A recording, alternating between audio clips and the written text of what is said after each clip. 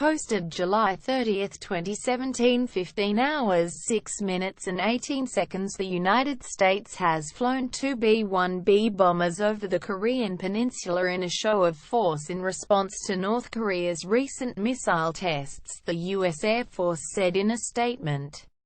Key points: the two bombers were joined by Japanese, South Korean fighter jets. General says U.S. ready to respond quickly with overwhelming force. Donald Trump slams China for doing nothing for the United States. On Friday, North Korea announced it conducted another successful test of an intercontinental ballistic missile (ICBM) that proved its ability to strike America's mainland, drawing a sharp warning from U.S. President Donald Trump. The B-1B flight, reportedly conducted on Saturday, was in direct response to the missile test in the previous July 3 launch of the HWANSONG-14 rocket, the U.S. statement said. The bombers took off from a U.S. airbase in Guam, and were joined by Japanese and South Korean fighter jets during the exercise. According to the statement, North Korea remains the most urgent threat to regional stability, Pacific Air Forces Commander General Terrence J. O'Shaunnessy said in the statement. If called upon, we're ready to respond with rapid, lethal, and overwhelming force at a time and place of our choosing.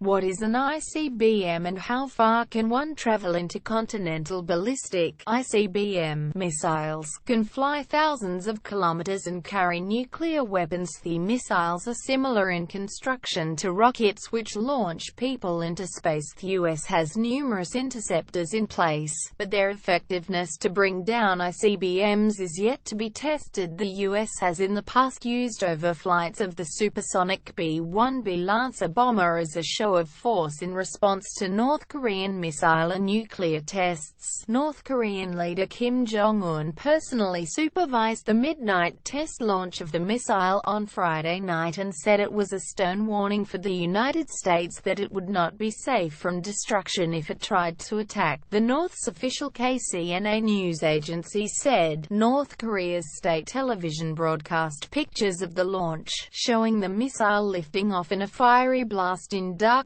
and Mr. Kim cheering with military aides. China does nothing for us, just talk. Trump. China, the North's main ally, said it opposed North Korea's missile launches, which it said violate United Nations Security Council resolutions designed to curb Pyongyang's banned nuclear and missile programs. At the same time, China hopes all parties act with caution to prevent tensions from continuing to escalate, China's foreign ministry said in a statement on Saturday. However, President Trump, in a pair of tweets, said he was very disappointed in China and they had done nothing for the United States with regards to North Korea. I am very disappointed in China.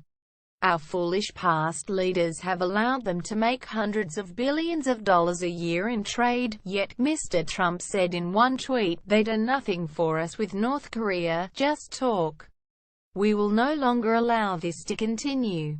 China could easily solve this problem, he added in a subsequent tweet. The HWASONG-14, named after the Korean word for Mars, reached an altitude of 3,725 kilometers and flew 998 kilometers for 47 minutes and 12 seconds before landing in the waters off the Korean peninsula's east coast, KCNA said. Western experts said calculations based on that flight data and estimates from the U.S., Japanese and South Korean militaries showed the missile was capable of going as far into the United States as Denver and Chicago. David Wright of the U.S.-based Union of Concerned Scientists wrote in a blog post that if it had flown on a standard trajectory, the missile